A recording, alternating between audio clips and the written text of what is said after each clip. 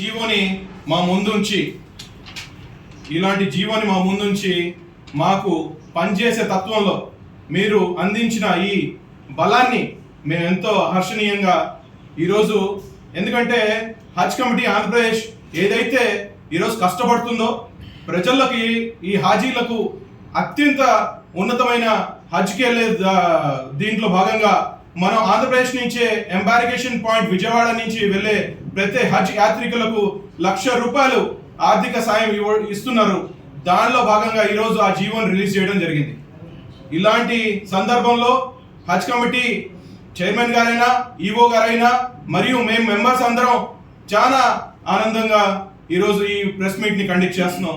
ఎందుకంటే ప్రజల్లో ఇలాంటి రోజు వస్తుందని చెప్పి మా నాయకుడు ఏదైతే మా ముఖ్యమంత్రి వర్యులు, మా ఉప ముఖ్యమంత్రి వర్యులు మాకు ఇచ్చిన బాధ్యతని మేము నిర్వర్తిస్తూ, అదేవిధంగా ఎంబారికేషన్ పాయింట్ విజయవాడని తీసుకురావడంలో పూర్తి నాకు ఫ్రీ హ్యాండ్ ఇచ్చిన మా చైర్మన్ గారికి నేను కృతజ్ఞతలు తెలుపుకుంటున్నాను.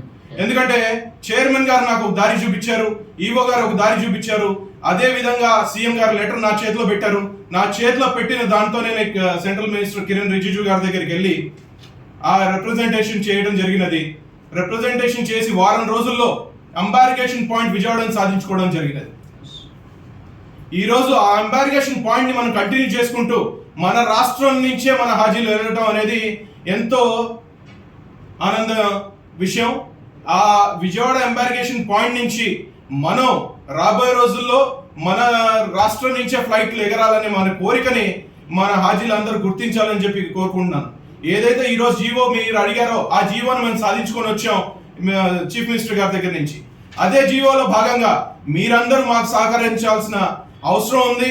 ఏదైతే ఎవరైతే జిల్లాల నుంచి, పక్కన మన గుంటూరు జిల్లా నుంచి మరియు మన ప్రకాశం జిల్లా నుంచి మరియు నెల్లూరు జిల్లా నుంచి, ముఖ్యంగా ఇక్కడ కృష్ణా జిల్లా నుంచి కూడా విల్లింగ్నెస్ ఇవ్వలేదు.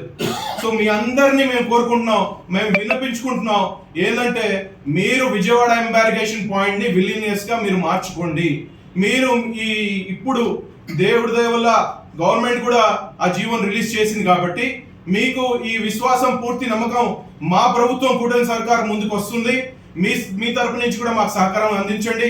ఇదే ఎంబారికేషన్ పాయింట్ నుంచి రేపు రాబోయే రోజుల్లో దాదాపు మనం ఒక 10 నుంచి 12 ఫ్లైట్లు మన ఆంధ్రప్రదేశ్ నుంచి ఫ్లై చేస్తే అది మనందరికీ హర్షణీయం. ఎలాంటిదంటే ఈరోజు హజ్ కమిటీ ఎంతో కష్టపడి పనిచేసి హాజీలకు ఇవ్వాల్సిన వసతులను ముందు పెడుతుంది.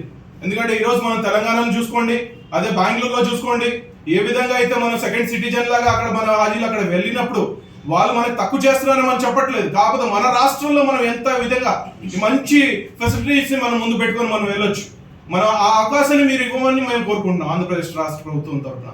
ఎందుకంటే ఆ అవకాశం మీరు ఇవ్వకపోతే మేము పనిచేయడానికి మాకు కష్టం అవుతుంది. మీరు అవకాశం ఇస్తే డెఫినెట్లీ ఒక్క సింగిల్ పాయింట్ లో కూడా మీకు అవకాశం ఇవ్వం. ఎక్కడ కూడా మీరు మా పైన ఇది తక్కువ ఉందని చెప్పి చేయకుండా, ఎందుకంటే మా రాష్ట్ర ముఖ్యమంత్రి వర్యులు మాకు ఇచ్చిన ఇన్స్ట్రక్షన్స్ ఎలాంటివి అంటే ప్రతి చోట హజ్ కమిటీ నెంబర్ 1 గా ఉండాలి. ఆంధ్రప్రదేశ్ లోనే కాదు, దేశంలోనే నెంబర్ 1 లాగా పనిచేయాలని చెప్పి హజ్ కమిటీ ఆంధ్రప్రదేశ్ మేము ఆశిస్తున్నాం. దానిలో భాగంగా మీ అందరి సహకారం మాకు కావాలి. ఏదైతే ఈ 2 రోజులు మనం డెడ్ లైన్ పెట్టుకున్నామో దానికోసం మన చైర్మన్ గారి ఆధ్వర్యంలో మనం ఒక వార్ రూమ్ ని క్రియేట్ చేసాం.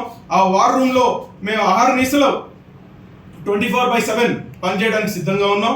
మీరందరూ మాకు సహకరిస్తారని చెప్పి ఈ జిల్లాల వారీగా ఏదైతే సొసైటీలు నడుపుతున్నారో ఆ సొసైటీలుగా ముఖ్యంగా ఎవరైతే సెక్రటరీలు, ప్రెసిడెంట్ గారు ఉన్నారో వారందరికీ ఒక విన్నపం చేస్తున్నాం.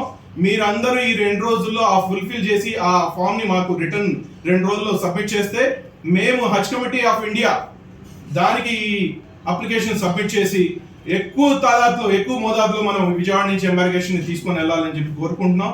దాంట్లో భాగంగా ఈ అవకాశం ఇచ్చిన మా చైర్మన్ గారికి, మా ఈవో గారికి మేము కృతజ్ఞతలు తెలుపుకుంటూ సెలవు తీసుకుంటున్నాం. జై హింద్.